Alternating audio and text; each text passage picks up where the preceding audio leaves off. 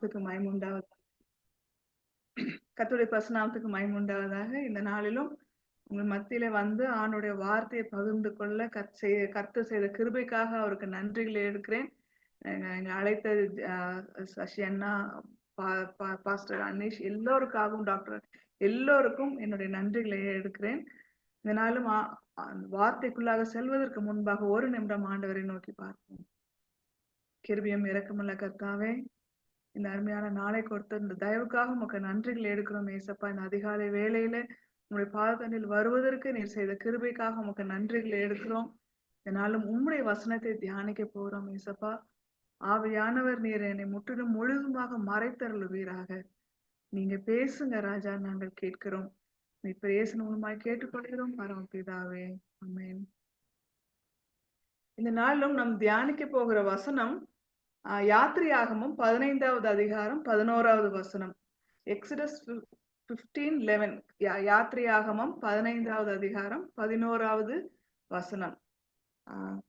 கர்த்தாவே, தேவர்களில் உமக்கு ஒப்பானவர் யார்? பரிசுத்தத்தில் மகத்துவம் உள்ளவரும் துதிகளில் பயப்படத்தக்கவரும் அற்புதங்களை செய்கிறவருமாகிய உமக்கு ஒப்பானவர் யார்? இந்த வசனத்தை பார்க்கும் பொழுது எப்ப பாடுறாங்க அப்படின்னு பார்க்கும்பொழுது, பார்வோன் சேனைக்கு அவளை தப்புவித்து கர்த்தர் அவளை பாதுகாத்து செங்கடலை பிளந்து அவங்க வந்து அந்த கர்த்தர் காப்பாற்றி அவங்க இனி அந்த வசனங்களே பாக்குறோம். இனி அதற்கு முன்பாகவும் அதை போல செங்கடல் பிளக்கப்படல, அதற்கு பின்பாகவும் அது நடக்கப்படல. அப்படிப்பட்ட ஒரு பெரிய அற்புதத்தை அவருடைய வாழ்க்கையில கண்டு அவங்க அதுக்கப்புறம் வரும் பொழுது அவங்க சொல்லுகிற வார்த்தை தான், கர்த்தாவே, தேவர்களில் உமக்கு ஒப்பானவர் யார்?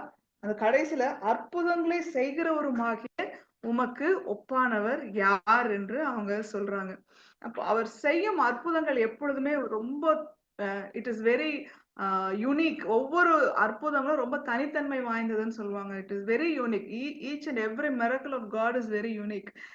ஏன்னு சொல்ல முடியுமா? If somebody could say.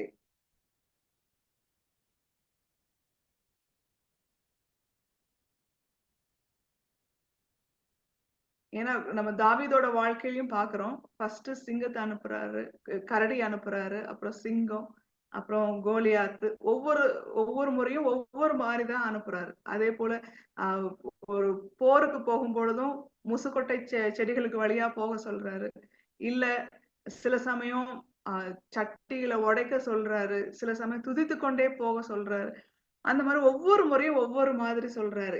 ஏன் அப்படின்னு பார்க்கும் பொழுது, அது தெரிஞ்சிருச்சுன்னா நமக்கு வந்து இப்படிதான் ஆண்டவர் செய்வார் அப்படின்னு தெரிந்து விட்டோம்னா, if we know that God is going to give us this formula, இப்படிதான் பண்ணுவேன் அப்படின்னு ஒரு காரியத்தை அவர் சொல்லிட்டாருன்னா, we won't look up to God. அதுக்கப்புறம் ஆண்டவரை வந்து நம்ம நோக்கி பார்க்கவே மாட்டோம்.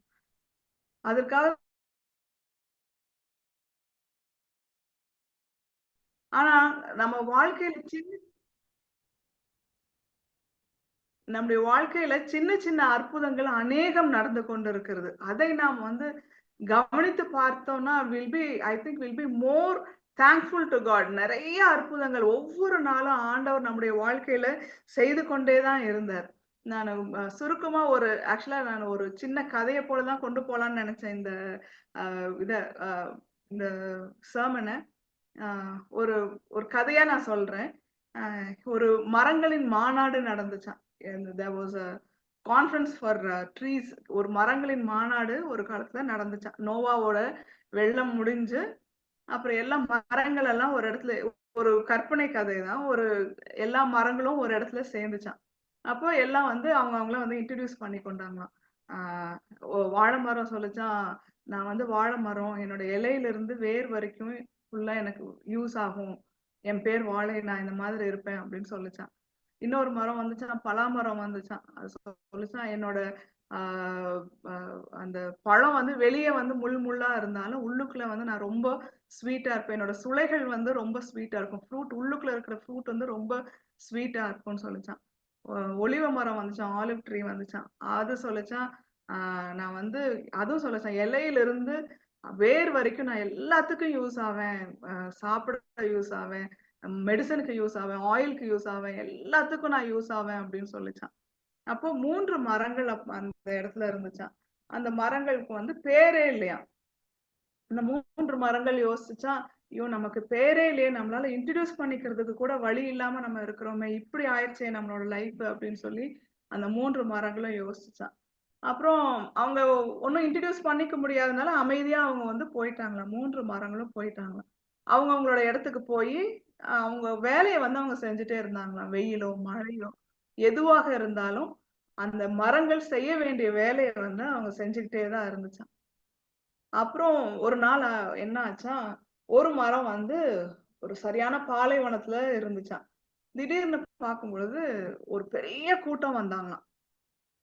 பெரிய கூட்டம் வந்துட்டு அவங்க அது மரம் பார்த்துட்டே இருந்துச்சாம். இந்த பாலைவனத்துல சும்மாவே நடக்க முடியாது, என்னடா இவ்ளோ பெரிய கூட்டம் வருது அப்படின்னு அந்த மரம் யோசிச்சான். அவங்க வந்த உடனே பக்கத்துல வந்தோன்னு பார்த்தா பயங்கர சண்டையா. அதுக்குள்ள இந்த தலைவன் கிட்ட வந்து ரொம்ப போராடிட்டு இருந்தாங்களாம். என்னடா அந்த மரம் வந்து பார்த்துச்சான் அந்த தலைவன். ஐயோ இவ்வளோ திட்டுறாங்களே அந்த தலைவனை அப்படின்னு யோசிக்கிறப்போ, அப்ப என்னன்னு கேட்டா அந்த மக்கள் எல்லாம் எனக்கு தண்ணி வேணும், இந்த பாலைவனத்துல வரோம், டெசர்ட்ல வரோம், எங்களுக்கு வந்து தண்ணி வேணும், குடிக்கிறதுக்கு தண்ணி வேணும் அப்படின்னு கேட்டாங்க. அப்போ அங்க பக்கத்துல வந்து அந்த மரத்துக்கு பக்கத்துலயே ஒரு நீரூற்று இருக்கான். எடுத்து குடிச்சா தண்ணி எப்படி இருந்தது? கசப்பாக இருந்துதான். அப்போ அவங்க இன்னும் கோவம் வந்துருச்சு அவங்களுக்கு. என்ன இப்படி எங்களை வந்து கஷ்டப்படுறீங்களே அப்படின்னு யோசிச்சான். அப்போ யாராவது வாசிக்க முடியுமா? யாத்திரையாகவும் 15வது அதிகாரம் 22, 23 வசனங்கள். எக்ஸோடஸ் 15, 22, 23.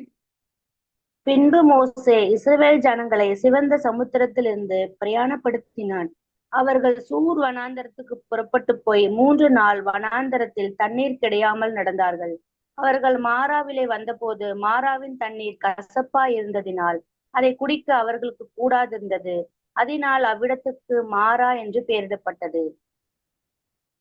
அது அந்த மாராக்கு பக்கத்துல வரும்பொழுது பயங்கரமா யோசிச்சான். அந்த மரம் அவங்கள பார்த்துட்டு யோசிச்சான், அந்த தலைவன் பாவமே, இவ்வளவு லட்சம் மக்கள் அவர் ஒருத்தரை போட்டு அதை இப்படி வந்து அவங்க கஷ்டப்படுத்துறாங்களேன்னு யோசிச்சு கொண்டிருக்கும் பொழுதே அந்த 25வது வசனம் வாசிங்க. அதுல 25வது வசனம். மோசே கர்த்தரை நோக்கி கூப்பிட்டான். அப்பொழுது கர்த்தர் மோசேக்கு ஒரு மரத்தை காண்பித்தார். அதை அவன் தண்ணீர்களில் போட்டவுடனே அது மதுரமான தண்ணீர் ஆயிற்று. அவர் அங்கே அவர்களுக்கு ஒரு நியமத்தை. மோசே கர்த்தரை நோக்கி கூப்பிட்டான் அப்படின்னு பாக்குறோம். மோசே கர்த்தரை நோக்கி கூப்பிட்ட பொழுது அந்த மரமும் கர்த்தரை நோக்கி பார்த்தது. அந்த மரம் பார்க்கும் பொழுது கர்த்தர் என்ன சொன்னார்னா, அந்த மரத்திலிருந்து அந்த மரத்தை வெட்டி அந்த தண்ணீருக்குள் போடு அப்படின்னு கர்த்தர் சொல்றார். அப்போ அந்த கர்த்தரை நோக்கி பார்த்து கொண்டிருந்த மரம் அது வெட்டப்பட்டு தண்ணீருக்குள் அது சாய்ந்த பொழுதோ ஒரு பெரிய ஜனக்கூட்டத்தின் ஜெபத்திற்கு அது பதிலாக மாறியது. ஆமென். ஒரு பெரிய ஜனக்கூட்டத்திற்கு ஜெபத்திற்கு அது ஒரு பதிலாக மாறியது. ஒருவேளை நாமளும் என்னுடைய ஜெபங்கள் மேல போய்கொண்டே இருக்குது, நான் ஆண்டவரை நோக்கி பார்க்கிறேன், நான் செய்ய வேண்டிய வேலையில கரெக்டா இருக்கேன், நான் ஜெபிக்கிறேன், நான் வேதம் வாசிக்கிறேன், என்னோட எவ்வளோ ஜெபங்கள் மற்றவர்களுக்காக ஜெபிக்கிறேன், எல்லாம் சொல்லி கொண்டு இருக்கிறோமா? எல்லாம் செய்து கொண்டுதான், நம்மளும் எல்லாம் செய்து கொண்டுதான் இருக்கிறோம். ஆனா நம்மை பார்ப்பதற்கு ஆளே இல்லை, என்னோட பேர் கூட வெளியே தெரியல, நான் எப்படிப்பட்டவர் என்பது கூட வெளியே தெரியாது என்று நம்ம யோசித்து கொண்டிருக்கிறோமா? ஆனால் நாளொன்று வரும், ஒரு பெரிய ஜன கூட்டத்திற்கு அவர்களுடைய தாகத்தை தீர்க்கும் மரமாக நம்மை மாற்ற ஆண்டவர் வல்லவராக இருக்கிறார். ஆமென், ஆமென்.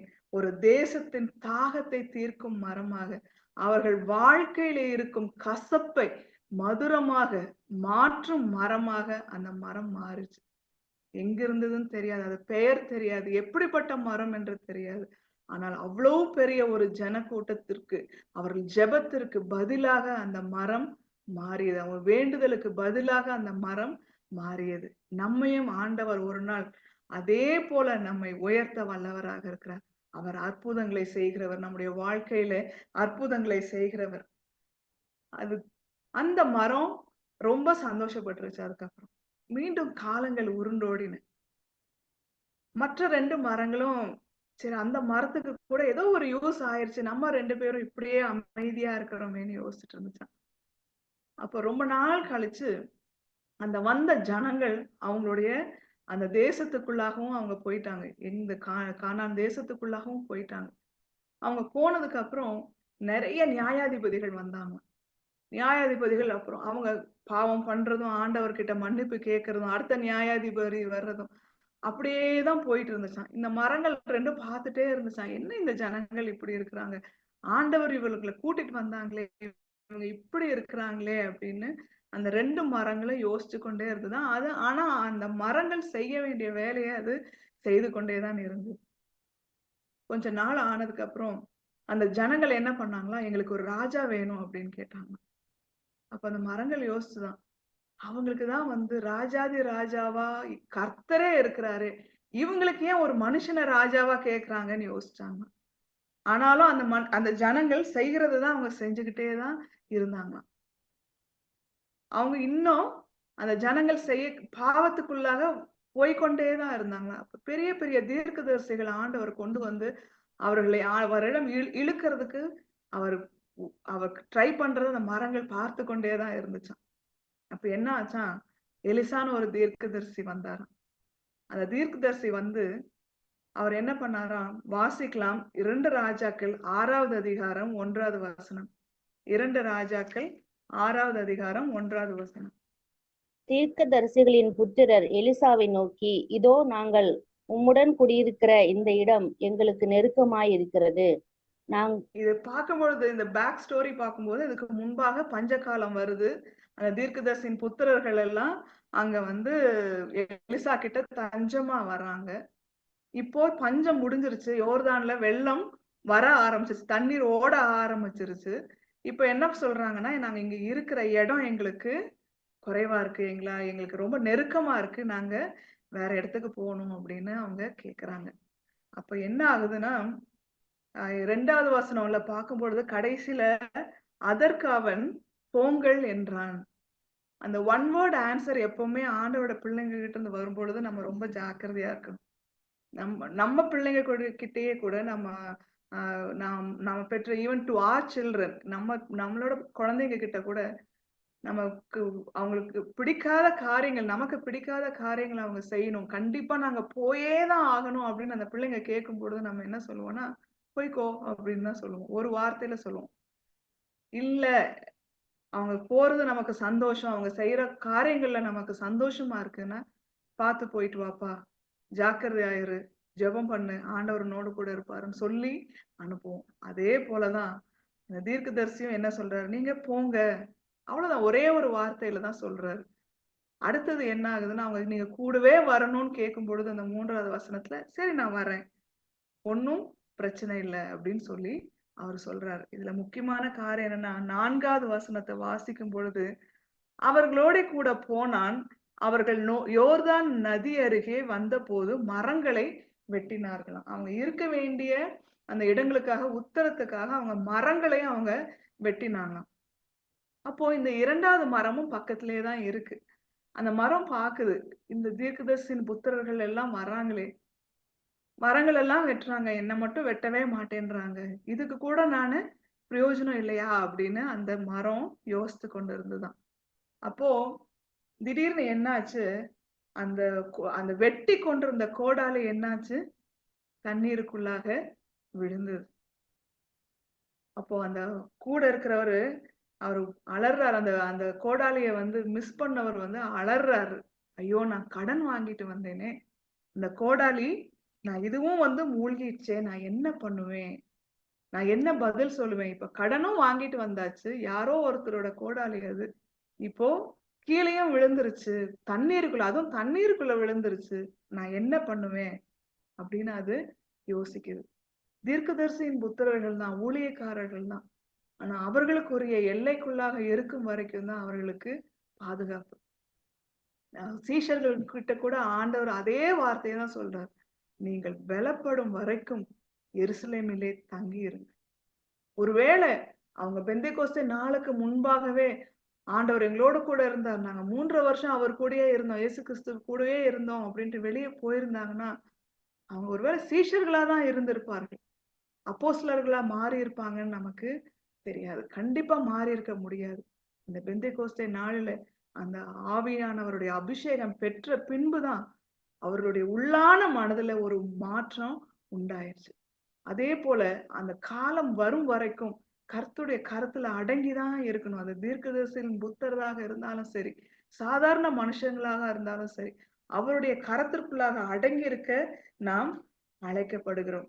அதுலதான் 6வது வசனம் வாசிக்கலாமா? 6வது அதிகாரம் 2 ராஜாக்கள் 6:6.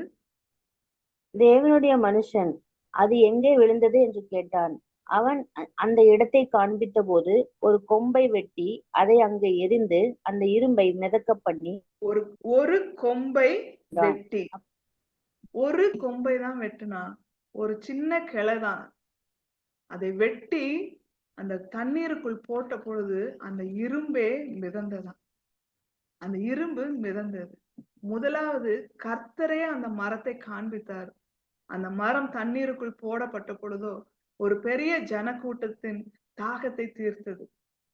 இரண்டாவது, இந்த மரம் ஒரு தேவனுடைய மனுஷனால் வெட்டப்பட்டது. ஒரு கொம்புதான், ஒரு கிளைதான்.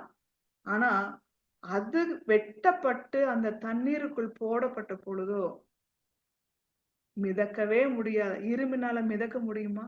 மிதக்கவே முடியாது. ஆனால் மிதக்கவே முடியாத இரும்பையும் மேலே எழும்ப கர்த்தர் கிருபை செய்தார். கண்டிப்பாக நாம் அவருடைய வேலையை செய்து கொண்டே இருந்து அவருடைய நேரத்துக்கு காத்திருக்கும் பொழுது மீட்கவே முடியாது என்று இருக்கிற ஆத்துமாக்களை மீட்கும் மரமாக நம்மை மாற்றுவார். கண்டிப்பாக கர்த்தர் நம்முடைய வாழ்க்கையில நம்மை அதே போல அநேக ஜனங்களை எல்லாரும் ஒருவேளை அவங்கள அவாய்ட் பண்ணிருப்பாங்க. இது முடியவே முடியாது, இந்த கேஸ மாற்றவே முடியாதுன்னு எல்லாரும் டிசைடு பண்ணிருப்பாங்க. ஆனால் கர்த்தர் நம்மை கொண்டு, நமக்கு பெயர் தெரிய வேண்டாம், ஊர் தெரிய வேண்டாம், எப்படிப்பட்ட மரம் என்று தெரிய வேண்டாம், இலைகள் எப்படி இருக்குன்னு கூட நமக்கு யாருக்கும் நம்ம காண்பிக்க வேண்டிய அவசியமே இல்லை. ஆனால் அப்படிப்பட்ட மரமாக இருந்தாலும் ஒரு சின்ன கொம்பாக இருந்தாலும் அது வெட்டப்பட்டு தண்ணீருக்குள் போடப்படும் பொழுது கர்த்தர் முடியாதவைகளை முடியும் வண்ணமாக மாற்ற அவர் வல்லவராக இருக்கிறார். அவர் இல்லாதவிலிருந்து இருக்கிறவர்களை போல அழைக்க செய்கிற கர்த்தர் கண்டிப்பாக வாழ்க்கையில மூழ்கி போய் மேலே வருவதற்கு வாய்ப்பே இல்லை என்று இருப்பவர்களுக்கு நம்மை ஒரு பதிலாக மாற்றுவார். நம்மை ஒரு கருவியாக, அவர்களை தூக்கி எடுப்பதற்கு, அவர்களை மிதக்க பண்ணுவதற்கு ஒரு கருவியாக அவர் மாற்ற வல்லவராக இருக்கிறார். கண்டிப்பாக அந்த 2 மரங்களும் யூஸ் ஆயிருச்சு. அந்த 3வது மரம் பார்த்து கொண்டே இருந்தது. அது யோசிச்சு எப்பவுமே நமக்கு கூட ஒரு சப்போர்ட் இருந்துச்சுன்னா நமக்கு ரொம்ப சந்தோஷமா இருக்கும். இப்போ சின்ன பிள்ளைங்களுக்கே நமக்கு தெரியும், நம்ம ஸ்கூல்ல ஏதோ காலேஜ்ல ஒரு அசைன்மெண்ட் ஏதோ முடிக்கல அப்படின்னா நம்ம கூட ஒரு ஆள் இருந்துச்சுன்னா நமக்கு சந்தோஷமா இருக்கும். சரி, நம்ம கூட ஒருத்தங்க இருக்காங்க, நம்ம okay we can face it அப்படின்ற மாதிரி இருக்கும். ஆனா இப்போ தனியா எந்திரிச்சு நிக்கும் பொழுதுதான் ரொம்ப கஷ்டமா இருக்கும். இப்ப இந்த 2 மரங்களும் ஏதோ ஒரு விதத்துல ஆண்டவர் எடுத்து பயன்படுத்திட்டாரு. இந்த 3வது மரம் யோசிச்சான், 2 மரமும் யூஸ் ஆயிருச்சு, இப்ப நான் மட்டும் இப்படி இருக்கிறேனே, என்ன ஏசப்பா அப்படின்னு யோசிச்சுட்டு, ஆனா அது செய்ய வேண்டிய வேலையை செய்து கொண்டேதான் இருந்தது. இலை உதிர வேண்டிய நேரத்துல இலை உதிர்த்தது, துளிர்க்க வேண்டிய நேரத்துல துளிர்த்தது, வளர வேண்டிய நேரத்துல வளர்ந்து கொண்டேதான் இருந்துச்சு. காலங்கள் உருண்டோடி கொண்டே இருந்தது. அநேக 1000 வருஷங்கள் போயிருச்சு, அநேக வருடங்கள் போயிருச்சு, காலங்கள் உருண்டோடிருச்சு. அந்த மரம் என்ன ஆச்சா, ரொம்ப ஹைட்டா, எவ்வளவு வருஷம் யோசிச்சு பாருங்க, பயங்கர ஸ்ட்ராங்கா ஹைட்டா வளர்ந்துருச்சான், நேரா வளர்ந்துருந்துதான். ஒரு நாள் ஒன்று வந்தது, என்ன பண்ணாங்களா, அந்த மரத்தை அடியோட வெட்டிட்டாங்க. அப்ப அந்த மரம் யோசிச்சான், ஐயோ அந்த 2 மரங்களுக்காவது அட்லீஸ்ட் அவங்களோட வடிவமாவது இருக்கு, அவங்க உருவமாவது இருக்கு, அந்த 2 மரங்கள் எப்படி இருக்கும்ன்றதாவது பார்த்தா தெரியும். பேர் இல்லைன்னாலும் சரி, ஊர் இல்லைன்னாலும் சரி, பார்க்கவாது எப்படி இருக்குதுன்னு தெரியுமே. ஆனா நான் எப்படி இருப்பேன்னு கூட தெரியாத அளவுக்கு வேரோடு வெட்டிட்டாங்களே. பெயர் தான் இல்லைன்னு நினைச்சோம். இப்ப நமக்கு உருவமும் இல்லாம பண்ணிட்டாங்களே. நான் எப்படி இருந்தேன்றது கூட யாருக்கும் தெரியாதேன்னு அந்த மரம் யோசிச்சான். இப்போ துண்டு துண்டா வெட்டிட்டாங்களாம் அந்த மரத்தை ஃபுல்லா. ஃபுல்லா அதோட கிளைகள், இலைகள் எல்லாம் வெட்டி ஃபுல்லா துண்டு துண்டா எல்லாத்தையும் பண்ணி பீமா பண்ணி போட்டாங்க. அதுக்கு ரொம்ப வேதனையாயிருச்சான். நான் இருந்த உருவமே இல்லாத அளவுக்கு என்ன மாற்றிட்டாங்களே அப்படின்னு அது யோசிச்சான். அப்போ மறுபடியும் அதே ஜனக்கூட்டம் திரும்பவும் வந்துச்சான். அந்த மரம் யோசிச்சான், திரும்பவும் இந்த ஜனக்கூட்டம் வருதே, இவங்க திரும்ப என்ன கேட்க போறாங்களோ தெரியலையே அப்படின்னு யோசிச்சான். அப்போ அவங்க கூட ஒருத்தர் வந்தாராம். ரொம்ப மெல்லிசா இருந்தாராம். தலையில முள்முடி சூட்டி இருந்தாங்களாம். உடம்பு ஃபுல்லா ரத்தமா காயமா இருந்ததாம். அவன் மேல ஆடை கூட முழுசா இல்லையா, கொஞ்சம் அப்படியே மேலாக போர்த்தி தான் இருந்தாங்க. நடக்க முடியாம வந்தாராம். இந்த மரம் யோசிச்சான், ஐயோ அந்த முதல் மரத்துக்காவது அந்த தலைவன் பயங்கர ஸ்ட்ராங்கா இருந்தாரு, இவர் என்ன இப்படி இருக்கிறாரு, எல்லாம் அவரை தூஷித்துட்டு வேற வர்றாங்களே, என்ன பண்ண போறாங்கன்னு சொல்றப்போ இந்த மரத்தோட ஒரு பாகத்தை எடுத்து அவரோட தோள் மேல வச்சாங்களாம். தோள் மேல வச்சோன்னா அந்த மரத்துக்கு ஒரு மாதிரி சிலிர்க்க ஆரம்பிச்சுச்சான். ஏன் ஒரு மாதிரி நமக்கு ஆகுது, ஏன் தெரியலையே அப்படின்னு யோசிச்சான். அவர் அந்த மரத்தை தூக்கி கொண்டு கொள்கதான்ற மலை மேல அது தூக்கி கொண்டு போனாராம். கொண்டு போக போக சிலர் அழுகுறாங்களாம், சிலர் அடிக்கிறாங்களாம், சிலர் தூஷிக்கிறாங்களாம். அந்த மரத்துக்கு ஒன்றுமே புரியலையா. ஏன் ஏன் இப்படி இவரை எல்லாரும் செய்யறாங்க, ஒவ்வொருத்தர் ஒவ்வொரு மாதிரி இருக்கிறாங்களே, எப்படி ஏன் அப்படின்னு யோசிச்சு கொண்டே போச்சான். இந்த மேல மேல போனதுக்கு அப்புறம் அந்த மரத்தோட இன்னொரு பகுதியை குறுக்க போட்டு அதை ஒரு சிலுவையாக மாற்றி அவரை அதன் மேல படுக்க வைத்து ஆணிகளால அடிக்க ஆரம்பிச்சாங்க. அவருடைய ரத்தம் அந்த மரத்தின் மேல ஊற்றப்பட அந்த மரம் உணர்ந்ததான், ஐயோ இவர் மேசியாவாயிற்று, இது தேவகுமாரன் ஆயிற்று, இவரை சுமக்கும் அளவிற்கா நான் பாக்கியவான், அதற்கு எனக்கு அருகதையே இல்லையே என்று அந்த மரம் யோசித்தது. அதை எடுத்து கடைசி சொட்டு ரத்தம் வரைக்குமாக அந்த மரத்தின் மேலேயே வடிந்து வடிந்துதான் போச்சான். அதை யோசிச்சான், இதற்கு நான் பாத்திரவானா, இதற்கு நான் பாத்திரவானா என்று அந்த மரம் யோசித்து கொண்டிருந்ததான். இந்த பாவ சின்னமா நம்மள மாத்துறாங்கன்னு நம்ம நினைத்தோமே, ஆனா அந்த பாவ சின்னத்தின் மேல உன்னதமான தேவனுடைய குமாரனாகிய கிறிஸ்துவ நான் சுமக்கும் வண்ணமாக மாறிவிட்டது என்று அந்த மரம் யோசிச்சுதான். அப்பதான் யோசிச்சுதான், நான் முழுவதுமாக என் சாயல் வெளியே தெரியும் வரைக்கும் நான் அந்த மேசியாவை சுமக்க முடியாது. நான் எப்படிப்பட்டவள் என்று வெளியே தெரியும் வரைக்கும் அந்த தேவகுமாரனை நான் சுமக்க முடியாது. அவரை நான் சுமக்க வேண்டும் என்றால் நான் வேரோடு வெட்டப்பட வேண்டும், ஒரு கொம்பை அல்ல. It is not a branch, but I have to be severed from the roots. வேரோடு வெட்டப்பட்டால்தான் அந்த மேசியாவை நான் சுமக்க முடியும் என்று அது உணர்ந்து கொண்டது. அதே போல நாமும் நம்முடைய வாழ்க்கையில நாம் யார், நாம் எப்படிப்பட்டவர், நம்முடைய அழகு என்ன, நம்முடைய சௌந்தரியம் என்ன, நாம் எதற்காக நாம் உபயோகப்பட்டோம், நம்ம மற்றவங்களுக்காக எந்தெந்த வகையில எல்லாம் உபயோகப்பட்டோம், எல்லாம் வேரோடு வெட்டப்பட்டு நம்முடைய உருவமே இல்லாமல் மாறும் பொழுதுதான் அந்த மீட்பரை நாம் சுமந்து கொள்ளுகிற மரமாக நாம் மாற முடியும். அந்த முதலாவது மரம் வெட்டப்பட்டது மற்றவர்களுடைய கசப்பை மாற்ற, அவளுடைய தாகத்தை தீர்க்க உபயோகப்பட்டது. அந்த இரண்டாவது மரம் வெட்டப்பட்ட பொழுதோ மூழ்கின அந்த இரும்பை மூழ்கி இருக்கிற அநேக ஆத்துமாக்களை எழும்ப செய்யும் மரமாக அது மாறியது. ஆனால் அந்த மூன்றாவது மரம் வேரோடு வெட்டப்பட்டு அதன் உருவமே மாறின பின்புதான் அதனை மீட்பரை சுமக்கும் மரமாக அது மாறியது. நாம் அந்த இயேசுவை சுமக்க வேண்டும் என்றால் நாம் முழுவதுமாக வெட்டப்பட வேண்டும்.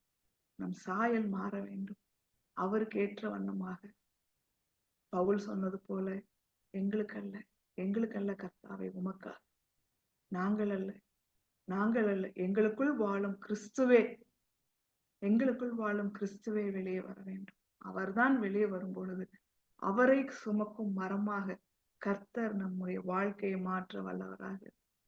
நாம் பார்த்தோம் யாத்திரையாகவும் அற்புதங்களை செய்கிறவர் அவரே. நம்முடைய வாழ்க்கையின் பெரிய அற்புதமே நம்முடைய ஆண்டவராக இயேசு கிறிஸ்து தான். அவரை நாம் சுமக்கும் மரமாக மாறுவதுதான் பெரிய அற்புதம் நம்முடைய வாழ்க்கையில. அப்படிப்பட்ட அற்புதத்தை கர்த்தர் நம்முடைய வாழ்க்கையில் செய்ய அவர் ஆவலாக இருக்கிறார். அவர் கேட்பது எல்லாமே, நான் அல்ல ஏசப்பா, நான் அல்ல, எனக்குள் வாழும் நீரே வெளியே வர வேண்டும் என்ற அந்த அர்ப்பணிப்போடு நாம் நம்முடைய வாழ்க்கையை நடத்தும் பொழுது நாம் அவரை சுமக்கும் மரமாக மாற்ற அவர் வல்லவராக இருக்கிறார். ஆமென். Thank you. Amen. Hallelujah. Thank you so much. Thank you very much.